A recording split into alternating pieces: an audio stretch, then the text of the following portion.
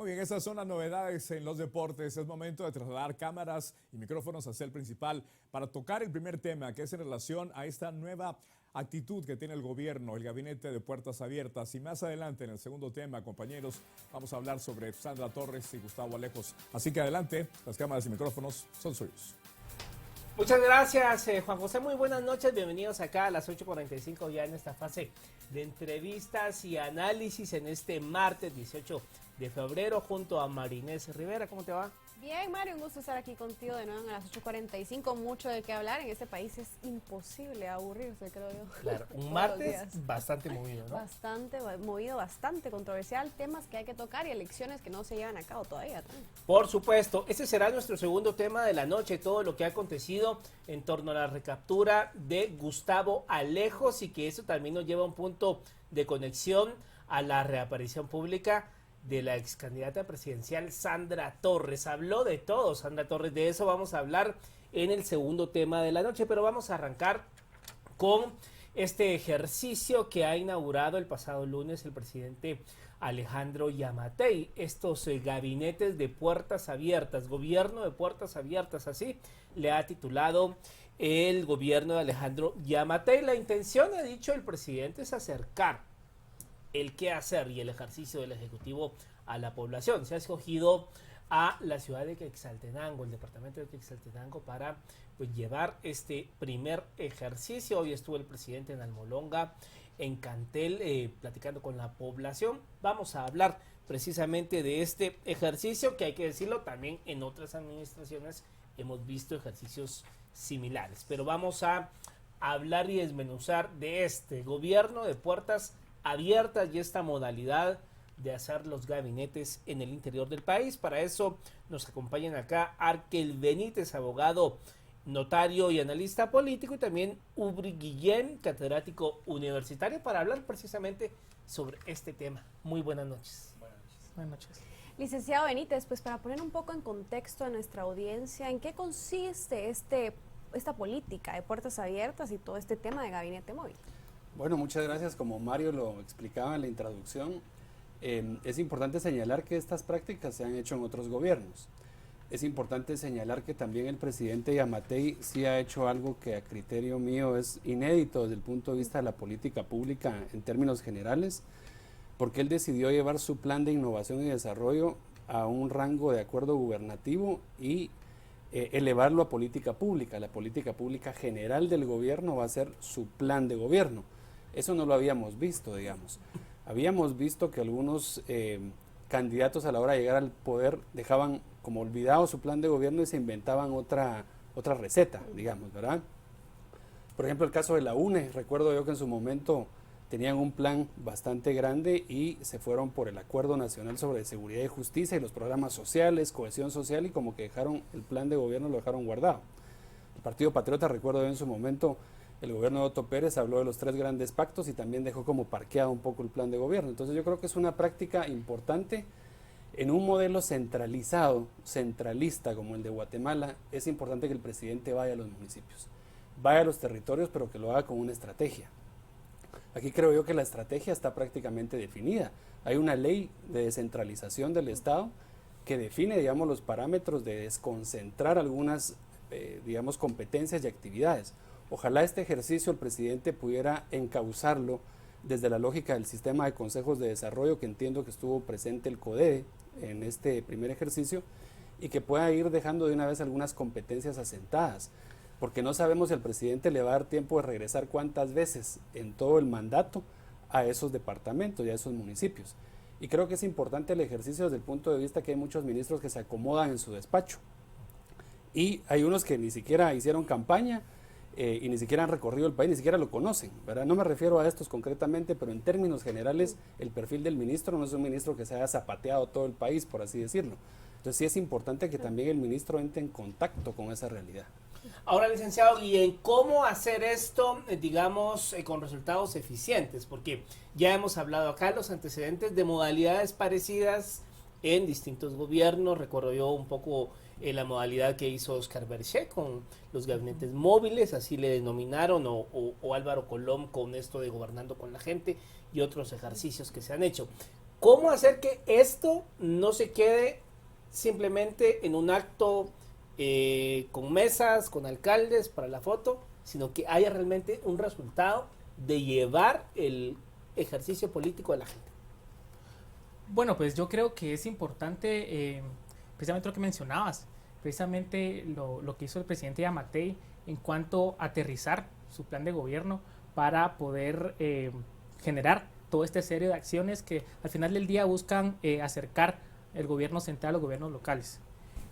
Sí hemos visto que existieron muchos antecedentes en esta materia, pero considero que es oportuno la coordinación interinstitucional porque al final del día vemos cómo este tipo de ideas, de donde el gobierno central se acerca al gobierno local, se deben ir aterrizando e ir trabajando en conjuntos a través de un plan de trabajo establecido y definido.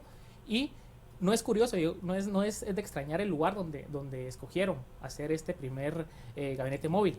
Me gustaría resaltar también lo que representa Salcajá como un municipio que en los últimos años ha estado bastante movido y premiado a nivel nacional e internacional en materia de ordenamiento territorial, porque podemos ver cómo este tipo de estrategias al final del día son los puentes necesarios para atraer la inversión, no solo de actores privados como tal, sino que también para que instituciones de gobierno puedan poner y mapear. O sea, no es casualidad, dice usted, que se haya elegido Salcajá. Claro que no. Y si vemos, Salcajá es un municipio bastante pequeño, 12 kilómetros cuadrados de extensión territorial, pero a través de los últimos años, con su plan de ordenamiento territorial, ha permitido que se desarrolle muchas inversiones en materias turísticas, y no es de extrañar por eso que el presidente Yamatei específicamente haya mencionado el día de hoy que inversiones se harán y beneficiarán a cerca de 20,000 personas, y se trabajará específicamente en temas de infraestructura, en temas de medio ambiente y en otros temas que al final del día van a traer beneficios a la persona. Entonces creo yo que para aterrizar estos esfuerzos es necesario contar con territorios ordenados, que al final del día es lo que el municipio de Salcajá ofrece. Ahora bien, licenciado Benítez, ya hablaba usted acerca del tema de la centralización del Estado. ¿Qué retos puede tener el gobierno de Alejandro Yamatei para lograr realmente esa descentralización del gobierno? Pero la descentralización se puede hacer, o sea, hay un instrumento que es la ley de descentralización, la ley del sistema de consejos de desarrollo, el propio código municipal que se adaptó, digamos, en esa trilogía de leyes de descentralización. Pero creo que es muy importante lo que mencionabas, o sea, la lectura política de esto es que arranque el primer gabinete, digamos, de este tipo en Salcajá. También tiene que ver un poco con resaltar el liderazgo de Miguel Ovalle como presidente de la ANAM, ¿verdad? Y que proviene precisamente, creo que esa es la lectura, de Salcajá, un municipio premiado por sus buenas prácticas, por su ordenamiento territorial, como bien lo decías, premiado aquí a nivel nacional con el premio de la Reina Leticia de España por precisamente las buenas prácticas. Yo considero que lo que tendría que hacer es Segeplan sistematizar todo este proceso, contribuir para que este proceso realmente pueda generar un impacto medible en el territorio. Es muy importante que el presidente tome en cuenta el artículo 134 de la Constitución, que habilita el hecho de que las políticas públicas de Estado que llevan a cabo todos los entes rectores que le acompañan en este gabinete, que son los ministros, puedan desembocar realmente en lineamientos estratégicos a las municipalidades. O sea, las municipalidades son autónomas hasta que encuentran el artículo 134 en la Constitución, que establece que deben alinear sus políticas locales a las políticas de Estado, de gobierno, del ramo a que corresponden. Entonces yo creo que valdría la pena que este ejercicio lo aproveche el presidente para dejar lineamientos claros y lógicamente a través de la formalidad que implica una política pública, que pueda ser medible, que pueda ser analizada, y que Segeplan es el canal adecuado, digamos, para hacer este tipo de mediciones. Como bien lo mencionabas, hubo una serie de ofrecimientos y compromisos que surgieron, que eso surge realmente del contacto con el territorio. Esto no es una descentralización. Pudiera utilizar este mecanismo para favorecer la descentralización, pero la descentralización realmente es desconcentrar competencias y ponerla ya del lado del territorio para que el territorio asuma esa responsabilidad. Ahora, licenciado Guillén, ¿es realmente efectivo que se traslade todo el gabinete en pleno o se tendría de alguna forma que priorizar? Porque, digamos, cada región de Guatemala tiene sus problemas muy particulares. O sea, el occidente del país, digamos, no tiene o no está, digamos, dentro de lo denominado corredor seco, como puede ser Chiquimula, Zacapa, ¿Ve usted eficiente esta modalidad de trasladar los 14 ministerios, los 14 ministros, o sería mejor focalizar por tema? ¿Cómo lo ve? Yo considero que es importante que se cuente con todo el gabinete de gobierno, principalmente porque las necesidades en materia de política pública son interdependientes, las necesidades que tiene la población. Entonces no nos podemos circunscribir únicamente a que un ministro o cierto tipo de ministros puedan llevar a cabo una acción de política pública. Sin embargo, considero que de aras a futuro posiblemente se puedan ir focalizando qué áreas tienen los departamentos y los municipios escogidos para poder seleccionar a los ministros que tengan competencia. Sin embargo, me gustaría resaltar algo muy importante que se llevó a cabo en este gabinete móvil, que es la feria de empleo que se desarrolló. Considero que este tipo de esfuerzos es sumamente necesario para promover la formalización de las plazas de trabajo que existen en Guatemala y contribuir al desarrollo integral de la población. Entonces considero yo que es una buena práctica, que sería necesario evaluarlo a futuro, a ver si es necesario que vayan todos o bien priorizar por cada ministro. Ahora bien, licenciado Benítez, mi pregunta iba un poco en la línea de Mario. ¿Puede representar en algún momento algún tipo de desgaste esto para el Ejecutivo? Había gente que reaccionaba así, no, es una pérdida de tiempo, que todos los ministros pues estén moviéndose. ¿Cuál es su opinión respecto a esto? Yo creo que se desgasta más el ministro inmovilista y estacionario metido en su despacho. O sea, yo creo que tiene poco aprendizaje incluso, porque el ministro metido en el despacho, los asesores les van a estar diciendo, mira, todo está bien, o mira, esta es la radiografía, pero no la contrasta con la realidad. Y es muy importante que un ministro como tecnócrata vaya al territorio. Y algo importante, en adición también a lo que tú comentabas, hay dos niveles, digamos, de gestión a través de los cuales, digamos, el Ejecutivo se expresa en términos legales y términos políticos. Una parte es el Consejo de Ministros, donde se toman las grandes decisiones políticas vinculantes, jurídicas, digamos, y otro es el gabinete, la modalidad de gabinete, en donde la misma ley del organismo ejecutivo establece que los gabinetes es precisamente para la coordinación intersectorial, interinstitucional. Eso lo que significa es que prácticamente tienen que estar todos. Y aquí, al mencionar el tema de Segeplan, es importante señalar que Segeplan debe de llevar a este tipo de actividades todo el inventario de las problemáticas. A mí me gustaría ver, por ejemplo, que el presidente recoja de la CESAN el Censo Nacional de Talla y Peso para analizar la vulnerabilidad nutricional en cada uno de estos territorios a donde va y llevar de una vez cuál va a ser la respuesta del Ejecutivo, digamos, en términos de esa coordinación para solventar una problemática tan sensible como esa. Entonces, volviendo a la pregunta, sí es necesario que se desplacen, sí es importante. Y obviamente pues habrá quien critique lo que eso pueda costar, digamos, en el desplazamiento, pero yo creo que eso es un coste que tiene un beneficio. Yo creo que es una inversión de tiempo adecuada para poder hacerlo y que el propio funcionario se contraste en la realidad, ¿verdad? Y que no le vengan los asesores aquí a decir, mire, todo está re bien, está re bonito, aquí están los informes, que no le da tiempo en el día a día, esas jornadas tan maratónicas de un ministro, un viceministro, no da tiempo para ver cantidades exorbitantes de papeles. Hay que ir a ver la realidad y tomar decisiones en el terreno. Ahora bien, ¿en cuánto tiempo tendríamos que ver resultados en torno a lo que cada ejercicio, a donde vaya, a cada departamento o a cada región o a cada municipio, empezar a ver materializado lo que se promete? En concreto, por ejemplo, el presidente fue a la cárcel de Cantel. Y pues ahí habló de que no servían los bloqueadores de señal, que no había personal suficiente, que las instalaciones estaban hechas pedazos, o sea, y prometió componer todo esto. ¿En cuánto tiempo puede ser un tiempo prudencial para ver los efectos de lo que se llega a decir en terreno, a prometer, a evaluar y en concreto entregar los resultados?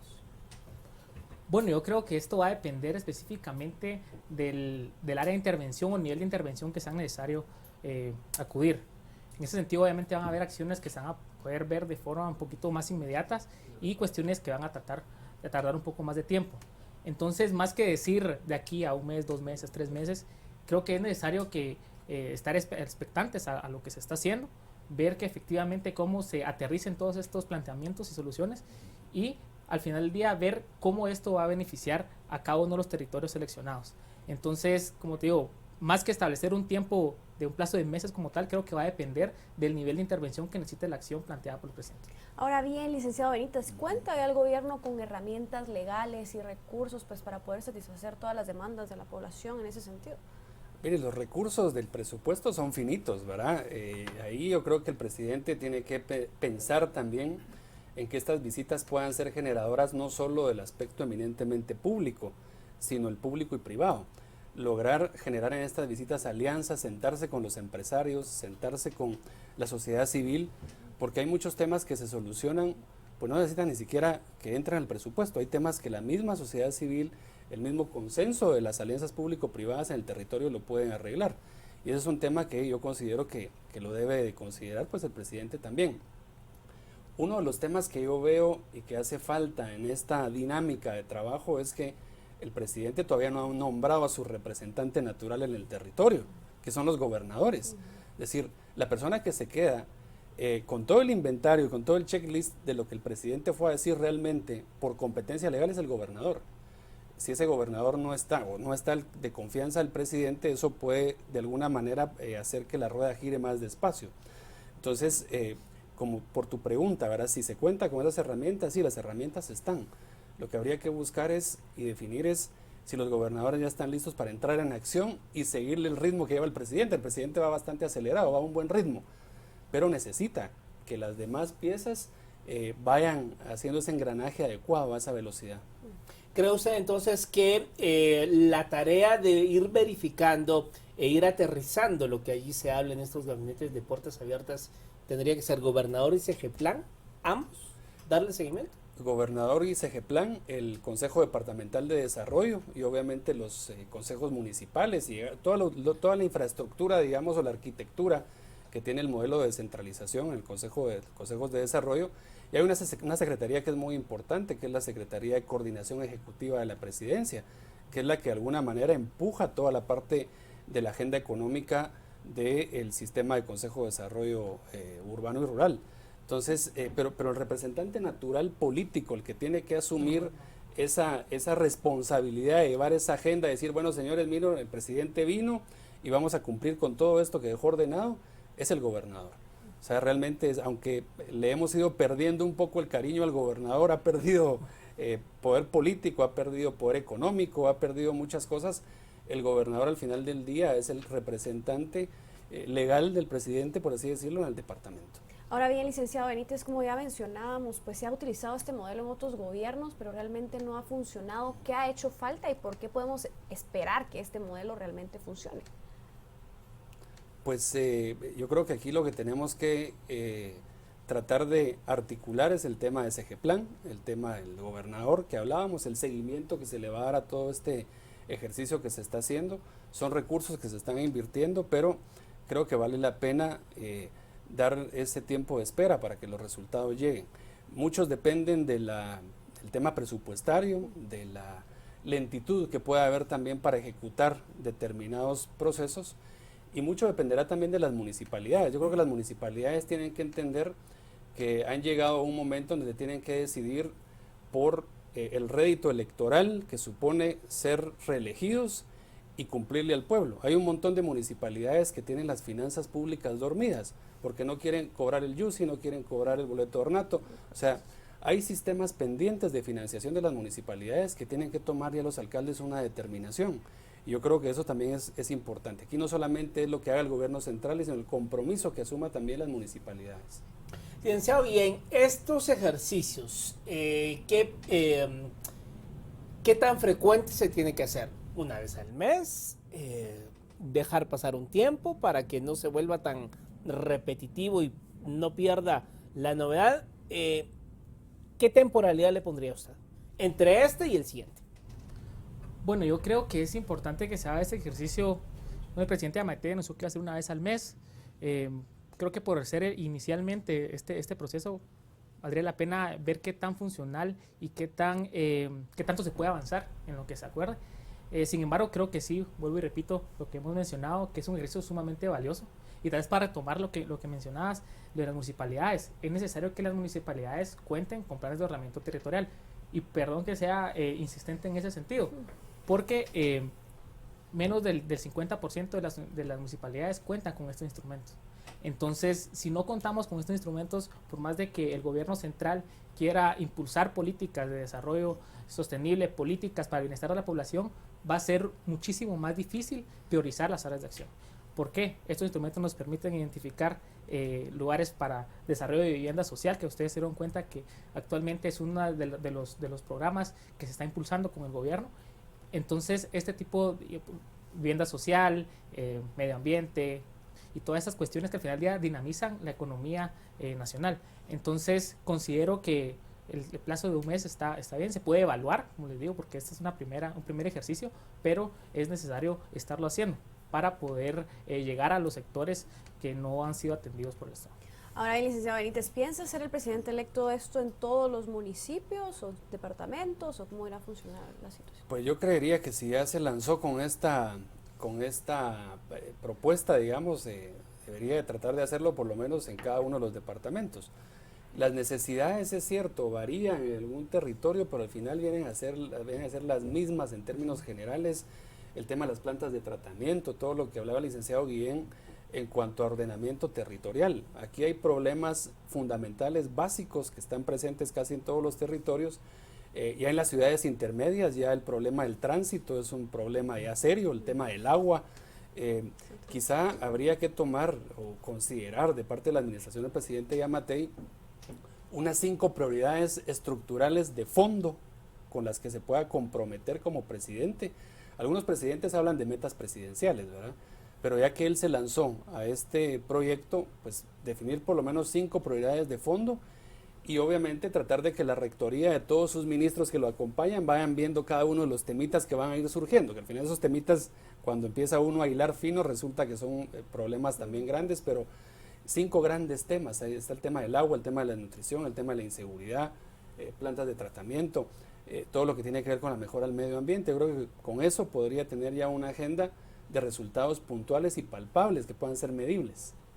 Ahora bien, licenciado Guillén, a pesar de que existe toda esta normativa desde hace unos 20 años en cuanto a la descentralización, consejos de desarrollo, COCODES, comunes, seguimos siendo un país muy centralizado. La ciudad capital de Guatemala, el departamento de Guatemala, acá se concentran la mayoría de servicios, la mayoría de industria, el corazón político está acá en Centro Histórico, Zona 1, o sea, a pesar de que existe toda esta normativa que tenía la visión de descentralizar el poder, seguimos siendo una concentración en la región central.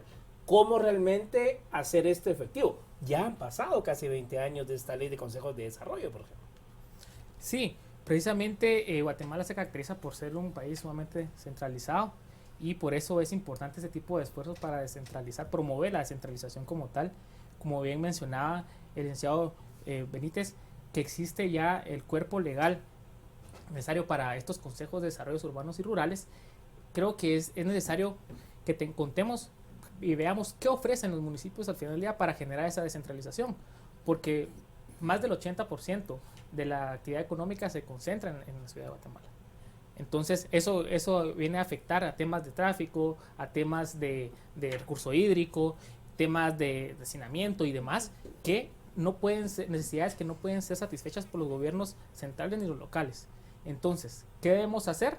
Generar los incentivos en los municipios. De hecho, ya se lanzó hace unos años la Política Nacional de Competitividad, que específicamente contemplaba estos nodos de desarrollos en donde era necesario priorizar principalmente ordenamiento territorial para generar estas ciudades intermedias y que realmente las empresas cuenten con los incentivos necesarios, tanto de servicios, infraestructura, mano de obra calificada, para que se puedan asentar en estos territorios y al final del día generar un desarrollo sostenible e inclusivo para toda la población.